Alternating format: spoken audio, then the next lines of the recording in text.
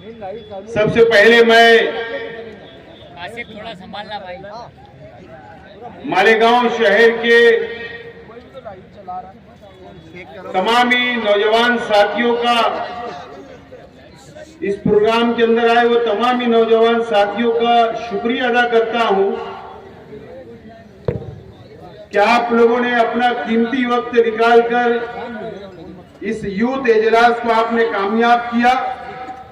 मैं आपका बहुत बहुत शुक्रिया अदा करता हूं और वो तमाम ही नौजवान साथियों का भी शुक्रिया अदा करता हूं जिन लोगों ने इस इजलास को कामयाब बनाने के लिए मेहनत की, जद्दोजहद की, दावतनामा पहुंचाया। ऐसे तमाम ही नौजवान साथियों का भी मैं बहुत बहुत शुक्रिया अदा करता हूं।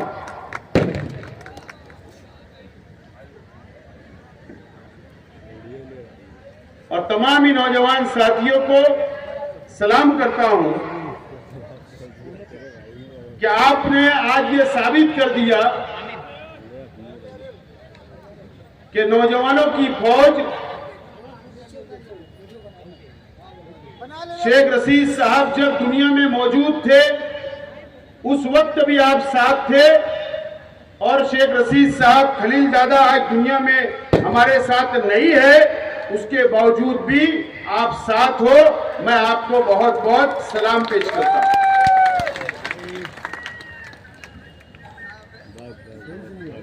मेरे तमाम ही साथियों ने अपनी अपनी बातों को रखा और आपको आने वाले असेंबली इलेक्शन के ताल्लुक से और शहर के सियासी हालात के ऊपर अपनी अपनी बातों को मेरे साथियों ने रखा। सबसे पहले मैं मेरे तमाम ही मुकर्रिर साथियों ने जो तकरीरें की, अगर उसमें कुछ भी गलतियां हुई होगी तो मैं उनके तरफ से मैं सबसे पहले तो माफी चाहता हूं, माजरत चाहता हूं। जज्बात में कुछ जुमले निकल जाते। यह हमारा मालेगांव शहर मस्जिद और मीनारों का शहर है दोस्तों।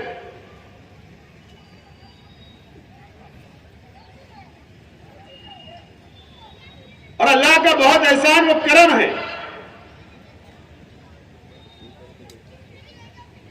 कि पूरे हिंदुस्तान के अंदर, पूरे मुल्क के अंदर ऐसा शहर हमको कहीं नजर नहीं आता।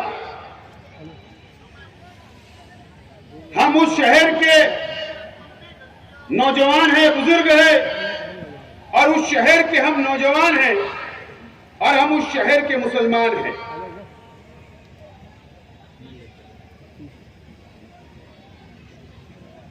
आज मैं आप लोगों से बहुत ज्यादा वक्त तो नहीं लूंगा,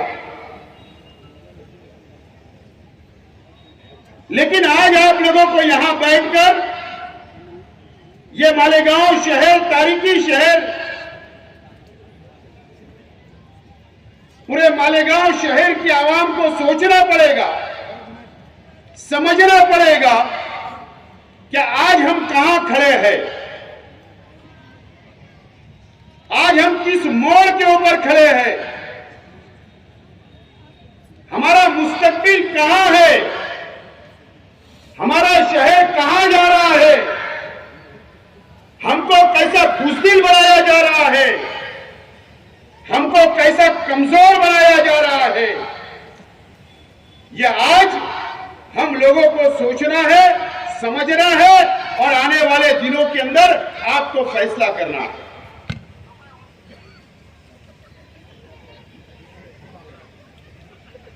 खासतौर पर नौजवान साथियों, खासतौर पर इस शहर के उलमाओं को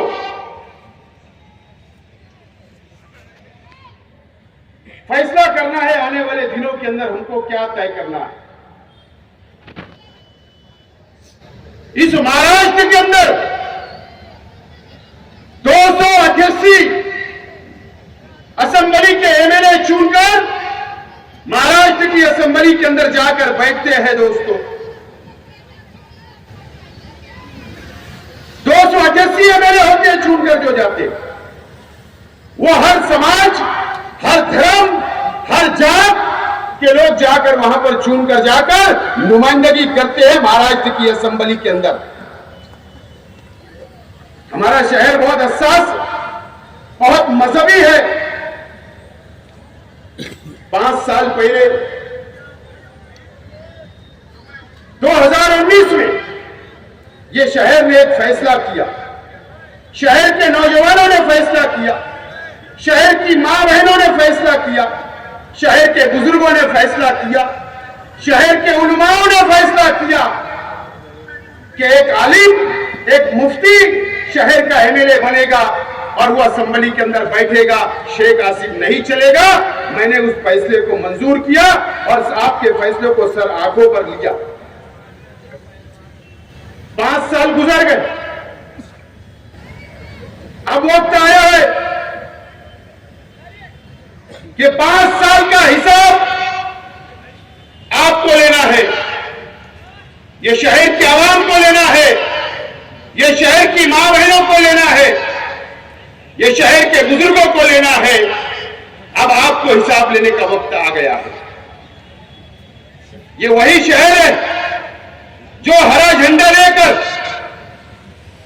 इमाम को सर पर बैठाने का काम 5 साल पहले शहर की आवाम ने किया था।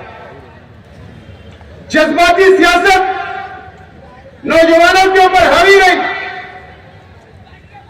मजहबी सियासत शहर के ऊपर हावी रही। शहर ने फैसला कर दिया कि इमाम का उम्मीदवार वहां जाकर बैठेगा और मालेगांव शहर की नुमाइंदगी करेगा और महाराष्ट्र की नुमाइंदगी करेगा। महाराष्ट्र के अंदर एमआईएम के 2 एमएलए चुनकर आए, एक मालेगांव से और एक धुलिया से। आपने क्या 5 साल के अंदर कभी जायजा लिया कि आपका एमएलए जिन्होंने आपने जिसको वोट दिया वो 5 साल में आपकी नुमाइंदगी किया या नहीं किया? क्या आपने कभी फैसला किया? क्या कभी आपने सोचा? क्या कभी आपने देखा कि क्या मकसद से, क्या जिम्मेदारी आपने वहां सौंपी थी? क्या आपने कभी इसका जायजा लिया? आज वक्त आ गया है कि आपको जायजा लेना पड़ेगा दोस्तों।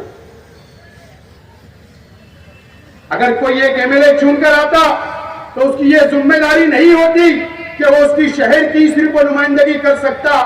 उसकी यह नुमाइंदगी, उसकी जिम्मेदारी होती है कि अगर महाराष्ट्र के मुसलमानों के साथ कहीं भी अत्याचार हो रहा है, जुल्म हो रहा है, मुसलमानों के खिलाफ अगर कोई ताकतें जुल्म कर रही है, तो कोई भी मुसलमान एमएलए या कोई भी हिंदू भाई एमएलए खड़े रह के महाराष्ट्र के असेंबली के अंदर बोल सकता है, आवाज उठा सकता है। क्या एक मर्तबा भी आपके लिए आवाज उठाई गई क्या? या ये महाराष्ट्र के मुसलमानों के लिए आवाज उठाई गई क्या? आप कुछ सोचिए, समझिए और फैसला कीजिए। फैसला करिए आपने क्या हुआ इन 5 सालों में? मुझे बताइए। मैं किसी के जात या धर्म के महापुरुषों के खिलाफ नहीं हूं मैं, लेकिन बोलना इसलिए पड़ता है कि अगर कौम के नाम पर, मिल्लत के नाम पर, मुसलमानों के नाम पर अगर मजहब की दुआई देकर अगर आपने वोट ली तो आपके ऊपर हमारा जिम्मेदारी है, आपकी जिम्मेदारी के इन लोगों से सवाल करना चाहिए। औरंगाबाद का नाम संभाजी नगर रख दिया गया, रखा गया कि नहीं? क्या हमारे शहर के एमएलए साहब ने महाराष्ट्र की असेंबली के अंदर आवाज उठाने का काम किया क्या? मैं आपसे सवाल करता हूं। संभाजी नगर रख दिया गया, आवाज उठी नहीं उठी। इसके जिम्मेदार कौन है? कौन है जिम्मेदार? ये वही महाराष्ट्र है, ये वही औरंगाबाद शहर है जहां से एमआईएम का एक खासदार भी चुनकर गया, एमआईएम का एक एमएलए भी 2014 में चुनकर आया। क्या इनकी जिम्मेदारी नहीं थी कि महाराष्ट्र की असेंबली के अंदर ये आवाज उठाते कि क्यों औरंगाबाद का नाम तब्दील किया जा रहा है? इनकी जिम्मेदारी थी, इन्होंने आवाज नहीं उठाया दोस्तों।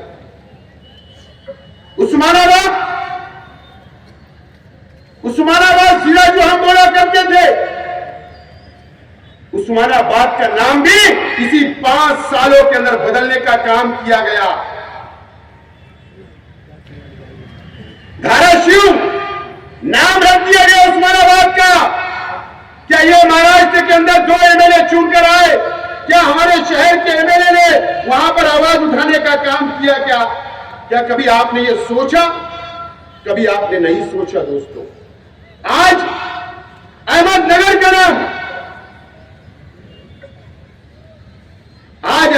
का नाम तब्दील कर दिया गया। अहिल्याबाई होलकर के नाम से नाम रख दिया गया। क्या हमारे शहर के एमएलए या जितने भी महाराष्ट्र के अंदर मुसलमान एमएलए थे, क्या उनकी जिम्मेदारी नहीं है? क्या ये नौजवान आपको सोचना है, ये शहर की आवाम को सोचना है, किस लिए आपने वोट दिया? किस लिए आपने वोट दिया? बताइए मुझे आप। इन 5 सालों के अंदर क्या हुआ? हमारे हुजूर की शान में गुस्ताखी हुई। रामगिरी महाराज ने हमारे हुजूर की शान में गुस्ताखी की। ये सिर्फ वो जाकर शहीदों की यादगार के पास एहतजाज दर्ज करने का काम किए। आज का मैं बोल रहा हूं, आज आदिवासी भाई जितने एमएलए महाराष्ट्र के अंदर उनके समाज के ऊपर उनका आरक्षण खत्म करने की बात की जा रही थी, आज पूरे महाराष्ट्र के वो आदिवासी आमदारों ने, एमएलए लोगों ने मंत्रालय के ऊपर से जाली के ऊपर छलांग मार दी, वहां एहतजाज किया, क्योंकि उनके समाज के ऊपर बात आई। क्या हमारे शहर के एमएलए मुंबई जाकर के उन्होंने कभी एहतजाज किया? क्या मुख्यमंत्री के सामने बैठे? क्या वहां पर आजाद मैदान में धरना दिए? क्या इसका जवाब कौन पूछे? कौन पूछे? नीतीश राणे जो बीजेपी का एमएलए, उसने क्या किया? मालेगांव शहर के अंदर आता है, मालेगांव शहर के अंदर आता है, किले के ऊपर चला जाता है। किले के ऊपर उसकी इतनी हिम्मत और ताकत हो गई और किले की तरफ बस्ती के ऊपर नजर डालकर उंगली बताकर ये बोलता है कि यह बस्ती कमिश्नर बाजू में है, और उसके ऊपर कमिश्नर उसका सत्कार करता, इस्तेकबाल करता, उसको बोलता तेरे पास बुलडोजर नहीं होगा तो मैं बुलडोजर लाकर तोड़ डालता हूं ये बस्ती को। ये किसके राज में हुआ? इन 5 सालों के अंदर हुआ ये। क्या कभी आपने सोचा? क्या कभी आपने समझा? क्या आप हिसाब नहीं लोगे? क्या हुआ हमारे शहर के अंदर? गढ़ की यात्रा का मैं बार बार बोल रहा हूं। मैं पहले ही बोलता हूं कि मैं किसी के धर्म के खिलाफ नहीं हूं, किसी के धर्म के खिलाफ मैं नहीं हूं, लेकिन गढ़ की यात्रा के ऊपर ये 5 सालों के अंदर क्या हुआ मुझे बताइए। यही मंत्री दादा भूसे साहब, इनका लड़का आविष्कार भूसे, इनके कार्यकर्ताओं ने गड़े गांव के पास में 5,000 10,000 लोगों का मजमा लगाकर गढ़ की यात्रा को रमजान महीने के अंदर लेकर गए। शहर से तरावी की नमाज चल रही है, अफ्तार का वक्त हो रहा है, नंगा नाच करते गए। क्या एमएलए ने एक मुजम्मत की या धरना दिया या इनके खिलाफ मेमोरेंडम दिया? क्या ये फैसला आपको करना है। ये कभी ऐसा नहीं हुआ, 2 सालों से ऐसा हुआ। कब आप सवाल करोगे? ये शहर के अंदर हुआ, ये शहर के अंदर हुआ दोस्तों। आज हम साधु नरसिंह नंद ने आज हमारे हुजूर की शान में गुस्ताखी किया। वो नालायक ने, वो ढोंगी ने, मैं मुजम्मत करता हूं। मुझे बताओ, कभी महाराष्ट्र के अंदर हमारी हुजूर की शान में गुस्ताखी होगी?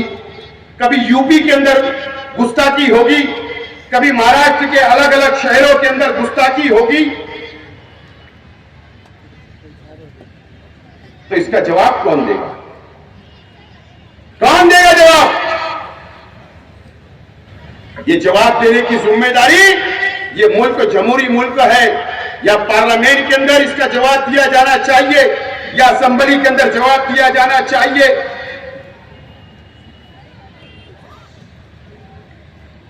हालात दिन ब दिन खराब होते जा रहे हैं मुल्क। महाराष्ट्र से हमारी हुजूर की शान में गुस्ताखी हो रही है, मस्जिदों में घुसकर मारने की बात की जा रही है। अब यह फैसला आपको करना है कि आने वाले दिनों के अंदर इस शहर का एमएलए कैसा चाहिए आपको। 5 साल आपने देखा, 5 साल आपने देखा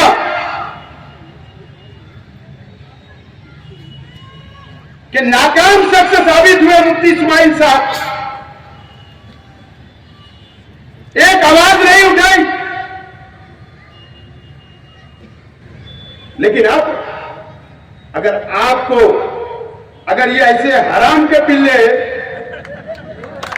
अगर हमारी हुजूर की शान में गुस्ताखी करेंगे, मस्जिद में घुसने की बात करेंगे, मुसलमानों पे मॉब लिंचिंग करेंगे, मुसलमानों को मारने का काम करेंगे, लाहौर जिहाद और लैंड जिहाद की बात करेंगे, तो कैसा एमएलए आपको चाहिए? आप फैसला करो। मैं तैयार हूं, मैं तैयार हूं। आप तैयार हो? महाराष्ट्र के असेंबली के अंदर भेजो। कसम खुदा और रसूल की, अगर किसने भी अगर महाराष्ट्र के अंदर घूम कर हमारे हुजूर की शान में गुस्ताखी की, अगर मारने की बात की, कसम खुदा की महाराष्ट्र असेंबली के अंदर ये शेख आसिफ हाथ छोड़ने भी नहीं डरेगा।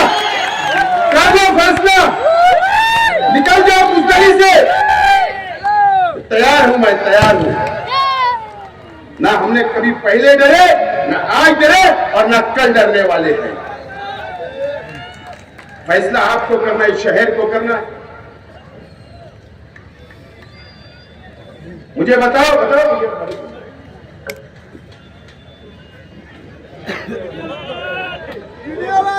मुफ्ती साहब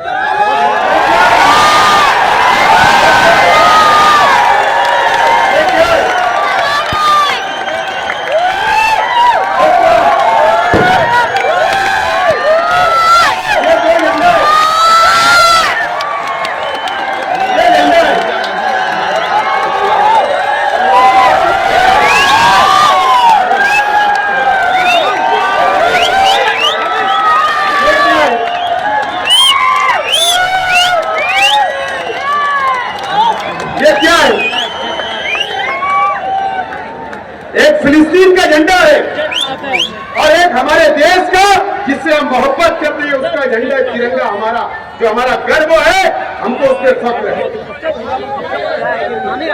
आगे गाड़ियों क्यों लहराया मैंने, क्यों लहराया यहाँ पर? इसलिए लहराया, मुझे कानून समझता है। कानून क्या हमारे देश की पॉलिसी, हमारे मुल्क की पॉलिसी फिलिस्तीन के साथ मोहब्बत वाली है, हमदर्दी वाली है। इसके लिए दोनों झंडा लाया हो, उस पर कोई कानूनी कार्रवाई नहीं हो सकती। अगर उस पर कानूनी कार्रवाई करना है, पुलिस को केस करना है, अगर सेंट्रल गवर्नमेंट को केस करना है तो पहले अपनी पॉलिसी तब्दील करो। ये शेख आसिफ आज तुमको बोलता है। उसके बाद मेरे ऊपर कार्रवाई करना।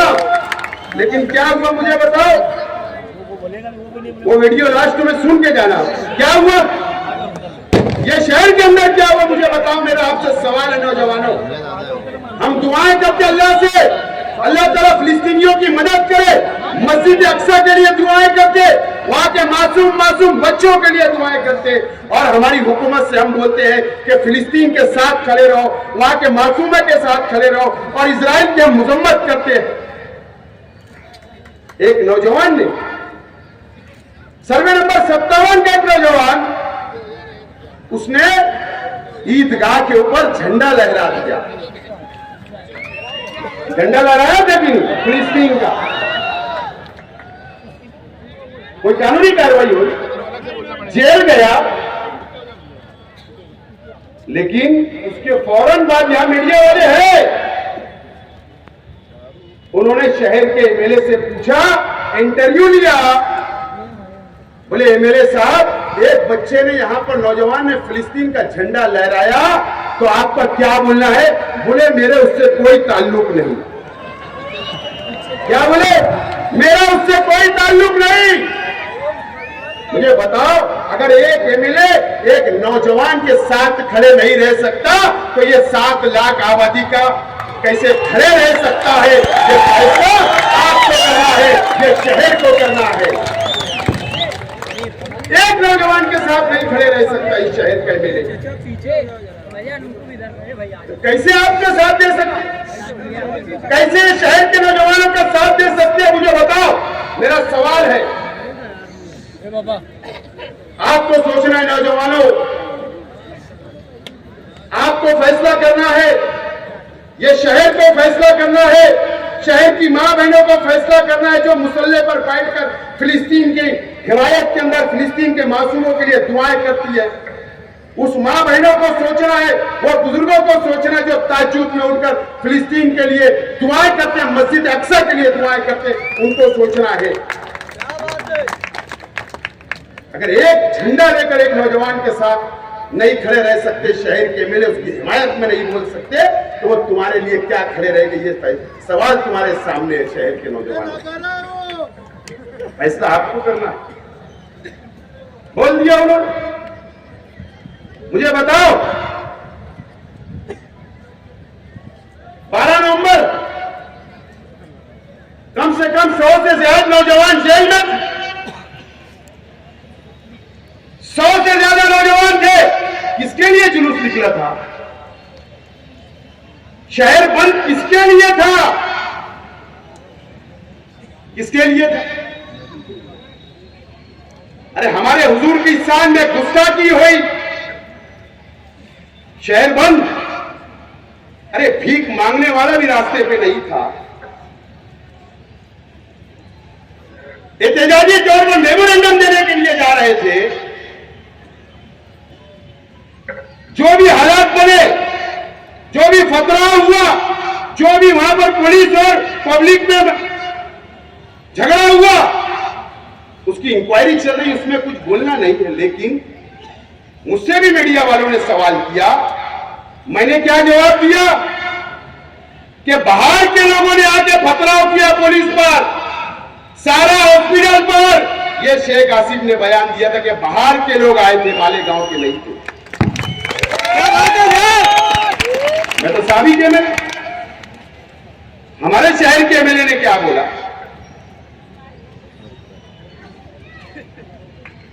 शहीद अब्दुल हमीद रोड के नौजवान, एक पार्टी के नौजवान, अज्जू लस्सन वाला एक पार्टी का जिम्मेदार, बोले नशा कुत्ता गोली खिलाकर वहां पर प्लानिंग के साथ वहां पर बोले पत्थर रखे गए थे ब्रिज के नीचे, और एक प्लानिंग के साथ ये 12 नवंबर की घटना की गई। बोले इस तरीके का बयान ये शहर के एमएलए ने लोकल मीडिया में नहीं, इंडिया टीवी के ऊपर रजत शर्मा के चैनल के ऊपर इंटरव्यू किया गया।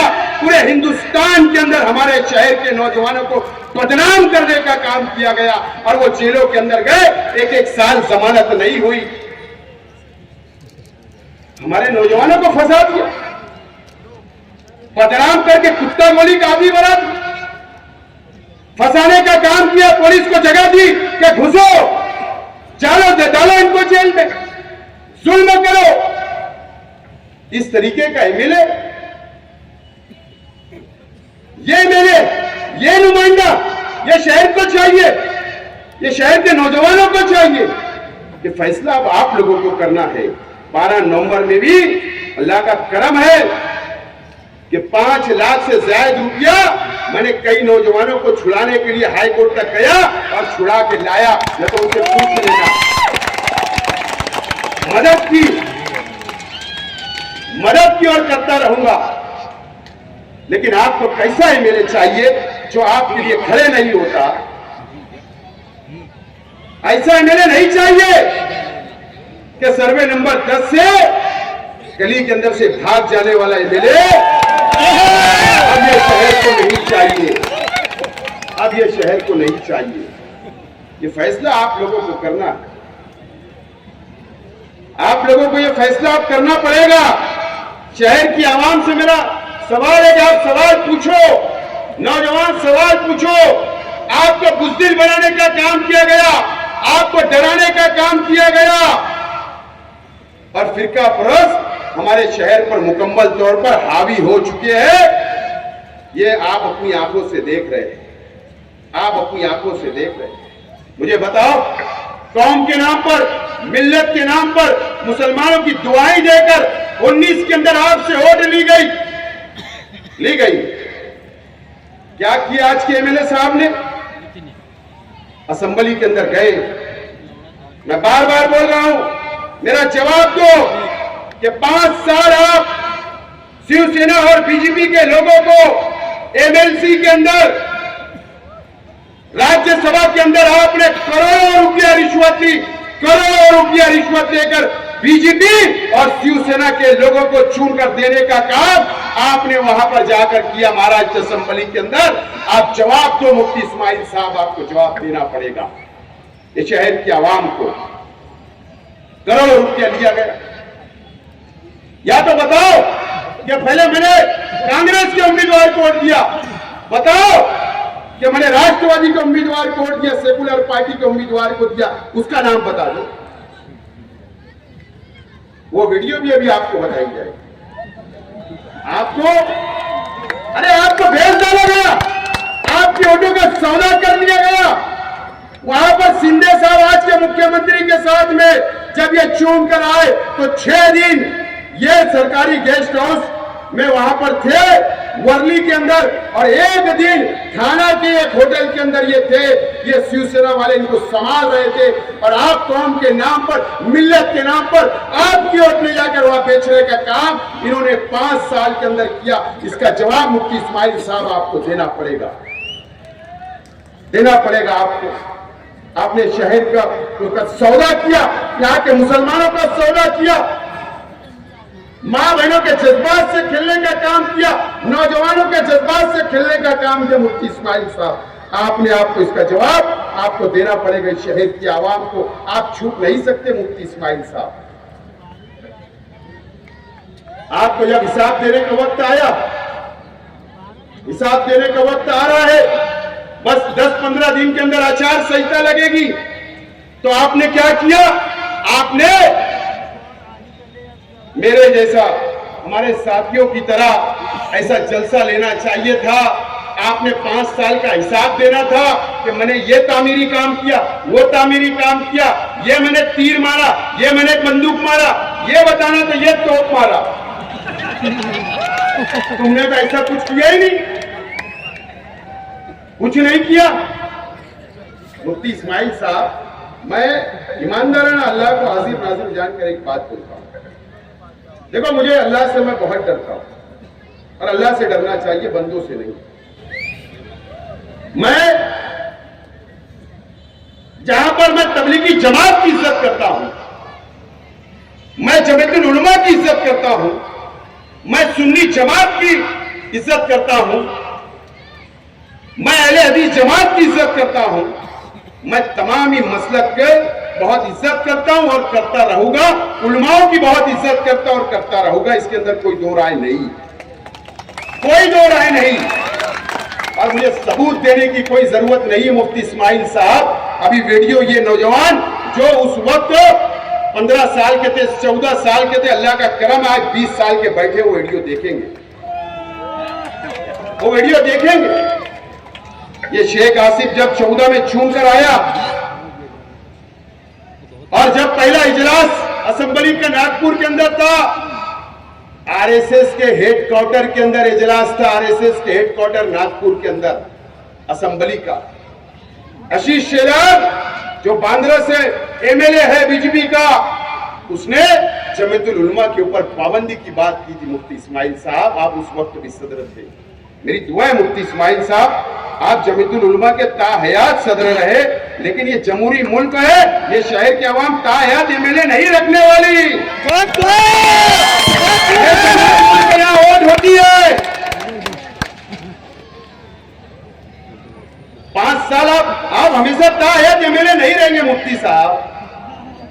मैं चुन कर गया, आशीष सिलार ने जमीयत उलमा के ऊपर पाबंदी की बात की और क्या कहा था कि जमीयतुल उलमा बम ब्लास्ट के आरोपी लोगों की, जो मुजरिम होते हैं, उनकी जमानत करवाती है।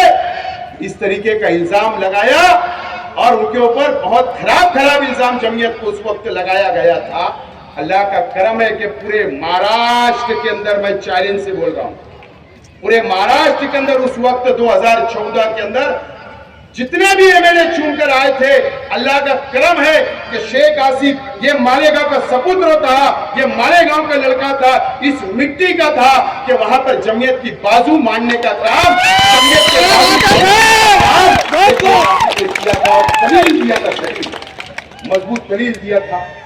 पाबंदी की बात है तो मैंने वहां पर लड़ा और अल्लाह का करम है मुफ्ती इस्माइल साहब, अगर आपकी याददाश्त अगर अच्छी नहीं होगी तो जाके महाराष्ट्र की जमीयतुल उलमा जो गुलजार आजमी साहब है और उनके साथी आज भी है दुनिया में, उनसे जाकर पूछना कि आपने इस्तेमाल किया था कि नहीं किया, शेख आसिफ का इस्तेमाल किया था कि नहीं, ये जाकर आप पूछना मुफ्ती इस्माइल साहब।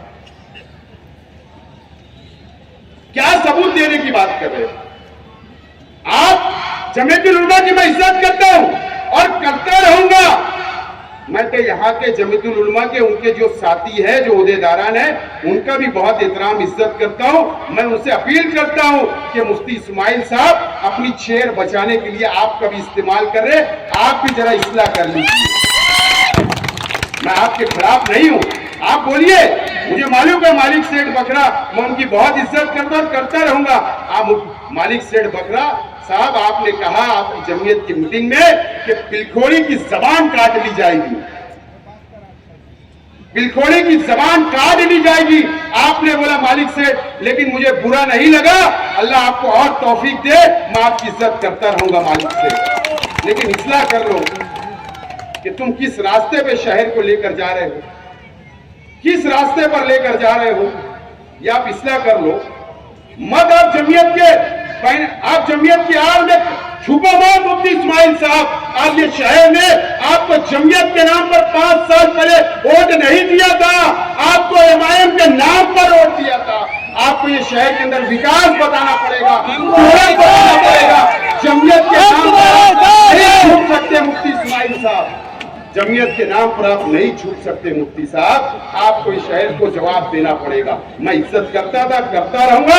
अगर मेरे भाई से या मेरे परिवार से या मेरे चाहने वालों से अगर कोई गलती हुई होगी तो मैं अल्लाह वास्ते आपसे भी माफी मांगता और महाराष्ट्र की जमीयत से भी माफी मांगता, लेकिन आप इस तरीके से राजकारण, गंदा राजकारण करोगे, ये मुझे अपेक्षा नहीं थी मुफ्ती साहब, ये अपेक्षा नहीं थी। इस तरीके का गंदा राजकारण नहीं होना चाहिए। अरे जब पैदा हुआ तो अल्लाह अकबर की अजान मेरे कान में भी गूंजी, मेरे परिवार के कान में भी अजान दी गई। एक अल्लाह, एक रसूल, एक कुरान को मानने वाले हम लोग भी हैं, लेकिन आप इस तरीके का भेदभाव अगर ये शहर के अंदर करना चाहते तो मुफ्ती इस्माइल साहब, ये शहर के लिए अच्छा नहीं है। वो भी एक कुर्सी के लिए, जो 2 टके की कुर्सी नहीं है, उसके लिए आप इस तरीके का गंदा राजकारण करोगे, ये अपेक्षा नहीं थी मुफ्ती इस्माइल साहब आपसे। ऐसी उम्मीद नहीं थी कि तुम ये शहर के अंदर जमीयत के नाम पर और पार्टी के नाम पर और खानदान के नाम पर अगर आप बांटने की कोशिश करेंगे तो मुफ्ती साहब, ये अच्छा, ये शहर का मुस्तकबिल के लिए नहीं है, ये शहर के नौजवानों के मुस्तकबिल के लिए नहीं है, यहाँ के मसलकी झगड़े के लिए मुस्तकबिल उसके लिए ठीक नहीं है, बिरादरी वाद के लिए ठीक नहीं है, काला और गोरे के लिए ठीक नहीं है।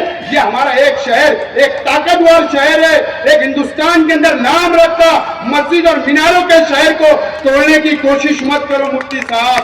मैं आपसे हाथ जोड़ के अपील करता हूँ, हाथ जोड़ के अपील करता हूँ मुफ्ती साहब। कब तक? बस ना, भूख भरी नहीं, पेट खाली है। 10 साल ये शहर में दिया मुफ्ती साहब, पहले दिन तो 1 रुपया भी दिया, वोट भी दिया। 3 मेयर भी आपको दिए, 3 डिप्टी मेयर भी दिए, स्टैंडिंग चेयरमैन भी शहर में दिया, आपके लिए दुआएं हुई, 2 मर्तबा एमएलए बन गए।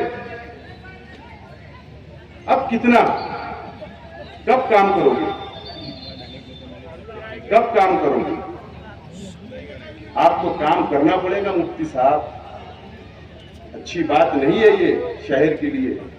आज हालत मजबूरी में बोल रहा हूं, और मैं आज शहर के तमाम उलमाओं से, तमाम बुजुर्गों से, तमाम मेरी माँ बहनों से, तमाम नौजवान साथियों से, एक एक मासूम बच्चे से, एक एक उलमाओं से, मदरसे के बच्चों से, सभी मसलक की तंजीमों से, सभी तंजीमों के उलमाओं से मैं अपील करना चाहता हूं कि आप फैसला कर लो, ये शहर का मुस्तकबिल क्या होने जा रहा है। आपको फैसला करना पड़ेगा। अगर ये शहर ने फैसला नहीं किया, सर जोड़कर नहीं बैठे, तो ये शहर को अपनी जाति मुफाद के लिए कुछ लोग बर्बाद करना चाहते हैं, बर्बाद करना चाहते हैं। अगर मैं यहां आज हिम्मत और ताकत से बोल रहा, तो मुझे मालूम है एक दिन मौत मुझे भी आनी है, एक दिन मुझे भी मौत आनी है। मैं किसी से डरता नहीं अल्लाह के सिवा। बहुत डराने की कोशिश हुई, बहुत दमबाजी की गई। मैं जिम्मेदारी से बोल रहा हूं, खुले मंच से बोल रहा हूं, मीडिया के सामने बोल रहा हूं, स्क्रीन लगाकर बोल रहा हूं, ये शहर बर्बाद हो चुका है, बर्बाद। नौजवानों, ये शहर को संभाल लो, ये शहर को बचा लो।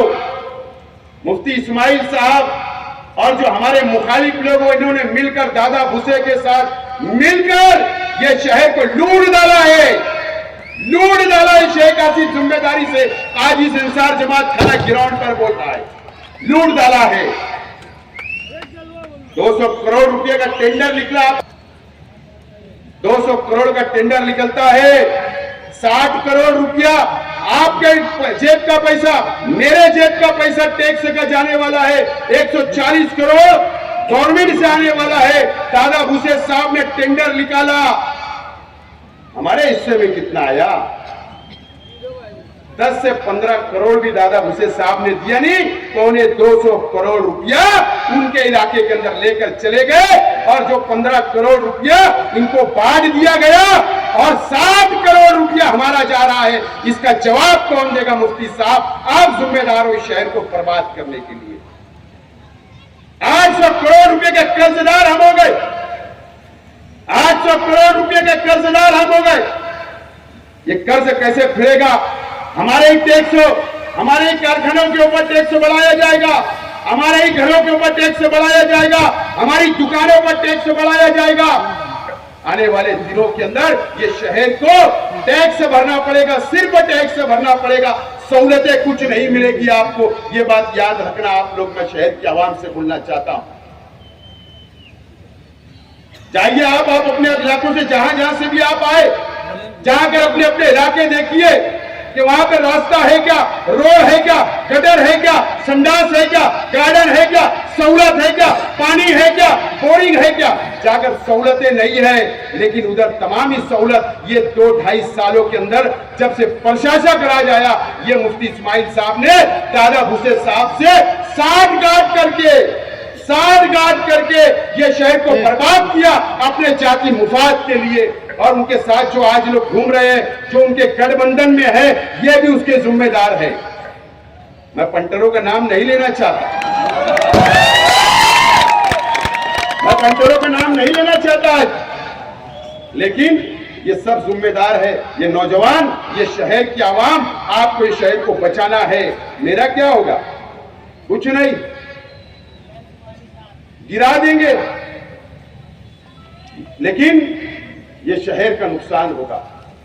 ये शहर टूट जाएगा, गरीब टूट जाएगा, अमीर टूट जाएगा, बुनकर टूट जाएगा, ये शहर बर्बाद हो जाएगा, ये शहर बर्बाद हो जाएगा। मेरा कुछ नहीं होगा, मैं घर जाऊंगा बाल बच्चे खरीदने, इंतकाल से पहले भी, और मुझे तैयार किया था और कहा था कि अगर मैं मर भी गया तो ये शहर के गरीबों को छोड़ना मत, ये शहर को छोड़ना मत, इनका साथ देते रहना। इसके लिए आज मैं इलेक्शन लड़ने के लिए खड़ा हो रहा हूं, आपको संभालने के लिए मैं खड़ा हो रहा हूं कि मेरा क्या होगा। लेकिन आज आपको समझना है, मुफ्ती साहब आप गोली मारेंगे मैं तैयार हूं, कहां है वक्त बताओ, मार देना। अगर मेरे गोली, मैं मरने से, मुझे गोली लगने से अगर आपको एमएलए की चेयर मिलती है तो मुबारक हो, आप बता देना कहां पर आना, इंशाल्लाह ये शेख आसिफ आकर खड़ा रहेगा आपके सामने। बता दो वक्त, एड्रेस पता आप बताना, मैं आने के लिए तैयार हूं। काहे के लिए इलेक्शन करवा रहे हो, मार दो एक गोली। आप तो सरकार ने लाइसेंस दिया आपको, मत कराओ इलेक्शन, लेकिन आप गलत कर रहे हो। अभी मार देंगे, नॉमिनेशन के बाद मारो तो जीत के आएंगे। नॉमिनेशन होने दो, विड्रॉल होने दो, उसके बाद मारेंगे तो उम्मीदवार कम हो गए ना। अगर मुझे आज मार देंगे फिर एक आध खड़ा होगे तो किसको किसको गोली मारोगे तुम? किसको? मुस्तकीम को मारोगे, शान को मारोगे, किसको मारोगे? मेरे भाई को मारेंगे, जाज बेग को, किसको मारोगे?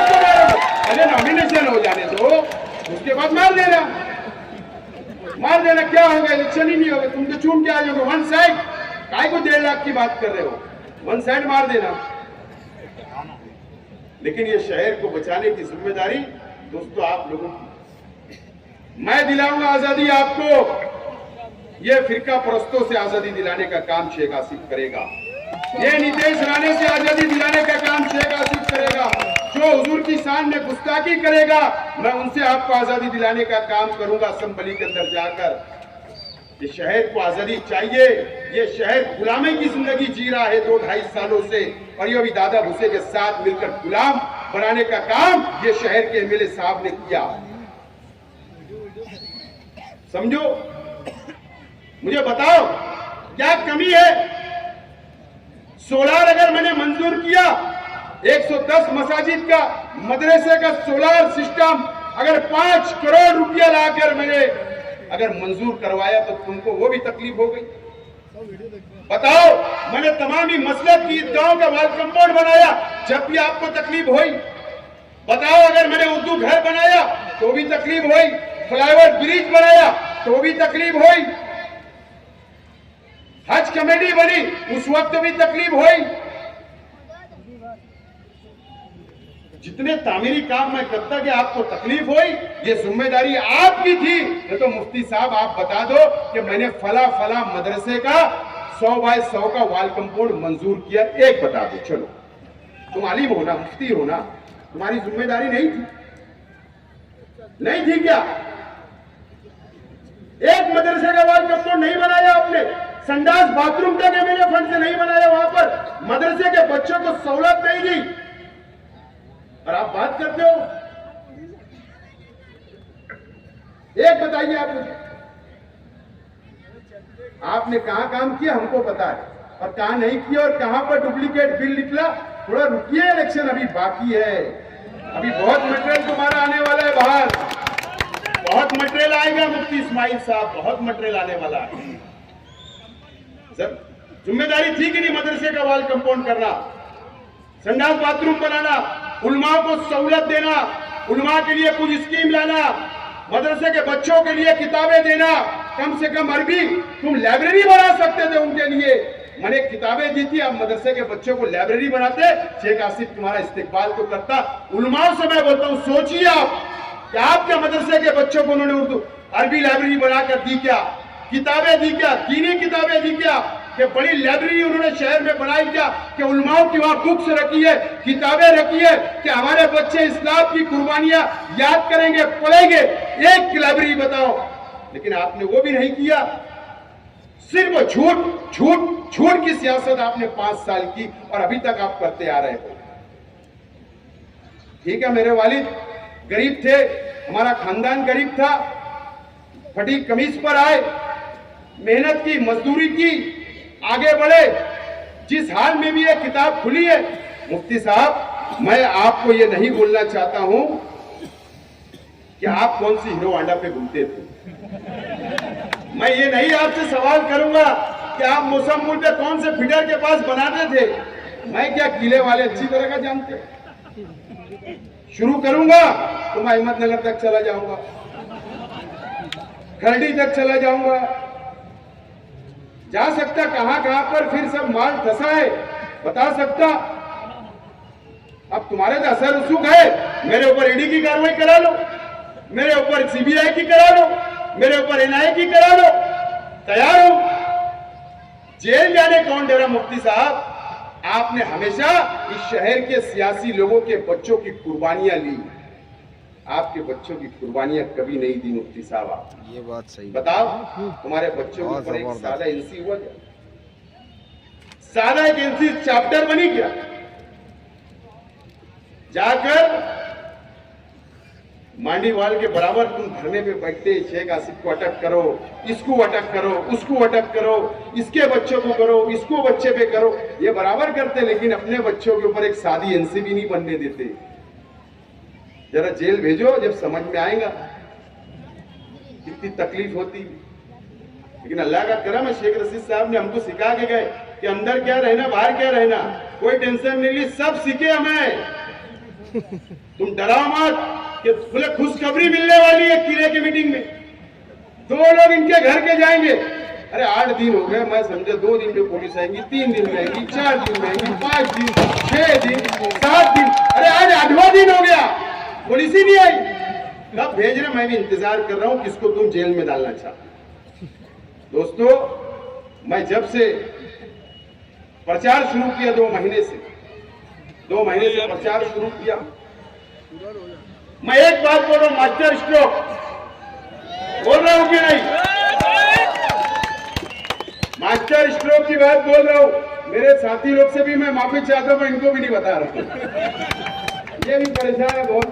लेकिन उनको इतना भरोसा है, आपको इतना भरोसा है कि जो भी मास्टर स्ट्रोक शेख आसिफ खेलेगा वो कामयाब होगा, इतना भरोसा ही होगा। लेकिन अब ज्यादा इंतजार नहीं कराऊंगा, ज्यादा इंतजार नहीं कराऊंगा। आज कितनी तारीख है? 4 और 10 से 11 दिन इंतजार करो, सिर्फ 10 से 11 दिन। आपको डंडा भी दूंगा, झंडा भी दूंगा और मास्टर स्ट्रोक भी दूंगा। फिर मास्टर स्ट्रोक बताऊंगा।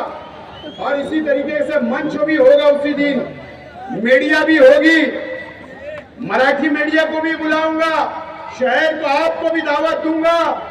सबके सामने मास्टर स्ट्रोक जब मारूंगा तो इंशाअल्लाह ये शहर और मेरे मुखालिफ भी चबा लेंगे। कोई फिकर उकर मत करो, पवेलियन के बाहर इंशाअल्लाह जाएगा, फिकर करो मत। लेकिन ये शेख आसिफ आपसे वादा कर रहा है इस आज कि आपको धोखा नहीं दूंगा, आपकी नुमाइंदगी करूंगा, बीजेपी के साथ नहीं बैठूंगा, फिरका परस्त पार्टियों के साथ नहीं बैठूंगा, आपका सौदा नहीं करूंगा, कौम के लिए लड़ूंगा, कुर्बानी देना मेरे को पसंद रहेगा, जेल जाना पसंद रहेगा, लेकिन आपका सौदा नहीं करूंगा। ये बात का वादा आज आपको दिला रहा हूं, मेरा साथ दीजिए। मैं तमाम लोगों को बोलता हूं, आइए, अगर मुझसे जाने अनजाने में कोई भी गलती होगी, मेरे परिवार से हुआ होगा कोई गलती, तो मैं माफी मांगता हूं। आइए मुझे समझिए, आइए मेरे करीब आइए, आइए बुनकर भाई आप भी करीब आइए, आइए मजदूर भाई आप भी करीब आइए, आइए मेरी माँ बहनें भी करीब आइए, मेरे बुजुर्ग भी आइए।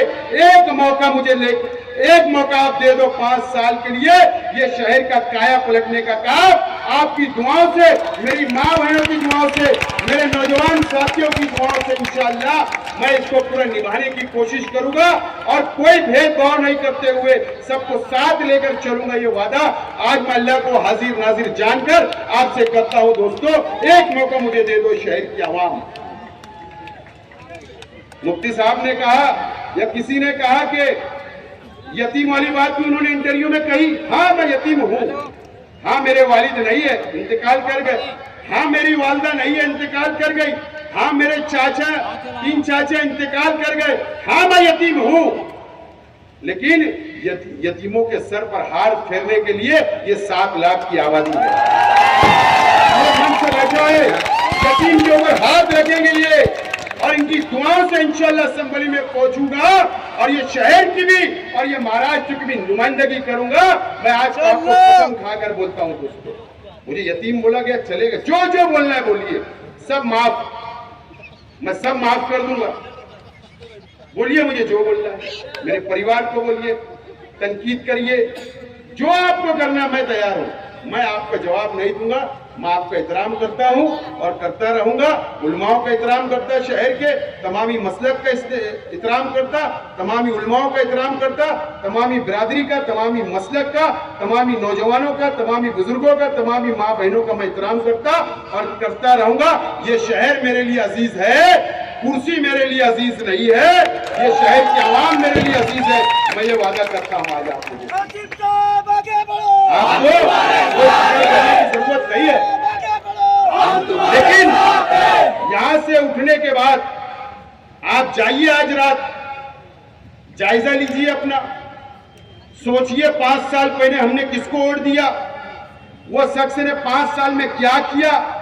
नौजवान भी सोचिए, आप भी सोचिए, शहर सोचिए कि हम कहां पर भटक गए, कहां भटकाया जा रहा है, किस रास्ते पर ले जाया जा रहा है। ये संजीदगी से ये शहर को आप सोचना पड़ेगा।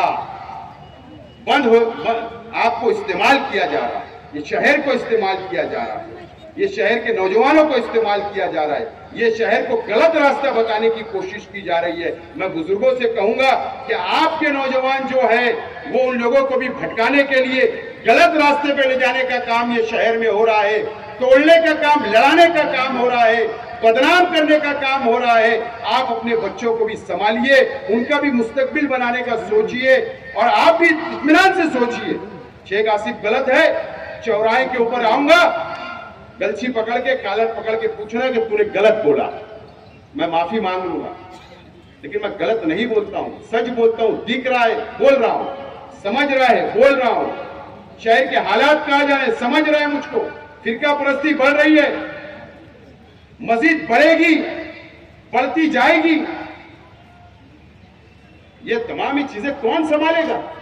ये तो हाथ उठा ले रहे, ये कौन सी बात है? एक नौजवान के साथ नहीं खड़े रह रहे, ये शहर के लिए हाथ उठा लेंगे। बकरीद का टाइम आता, ये चले जाते, जाना चाहिए, अल्लाह उनका हज कबूल करे, मुझे उससे कोई बात नहीं है।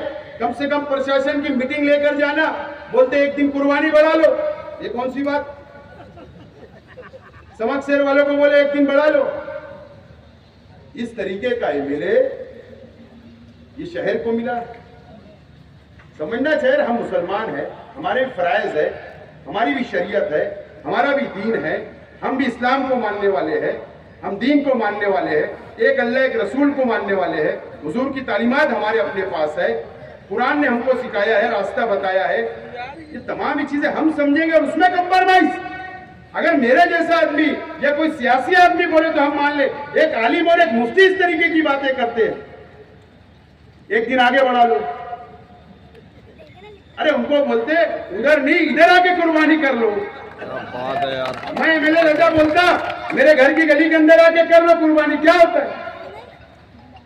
बोले एक दिन आगे बढ़ा लो। अरे कोई बात है, कोई आपा का खेल है, शरीयत है। तो ये तमाम ही चीजें इस शहर को समझना है। आज मुझे बहुत दिल खोलकर बोलना थी, सियासत होते रहेगी, चलता रहेगा, इलेक्शन आएगा, हार और जीत होगी, लेकिन कब तक मैं नहीं बोलूं, कब तक मैं आपको नहीं समझाऊं, कब मैं आपके लिए मैं रुकता रहूं, तो इस शहर का नुकसान होते जा रहा। आप देखना हम लोगों को बर्दाश्त नहीं होता, नहीं बर्दाश्त होता। अब ये आपको समझना है, शहर को समझना है। अगर नहीं समझे नौजवानों, शहर बर्बाद हो जाएगा। बहरहाल मैं जितनी बातें बोलना था, हो सकता है जाने अनजाने में मुझसे तकरीर में गलती होगी तो अल्लाह वास्ते माफ करना, लेकिन मैं आप लोगों से बोलता हूँ आने वाला मुस्तकबिल ये शहर का अपना है। ये शहर को एक मजबूत क़यादत की जरूरत है और मैं आपके लिए मजबूत क़यादत खड़ा हूँ आपके सामने। आप मुझे असेंबली में पहुंचाइए और उसके बाद देखिए आप। बहरहाल वीडियो देख कर जाइए नौजवान, आप लोग ऐसे बैठे रहे। बहुत बहुत शुक्रिया, बहुत बहुत शुक्रिया, आपको सलाम, बहुत बहुत शुक्रिया।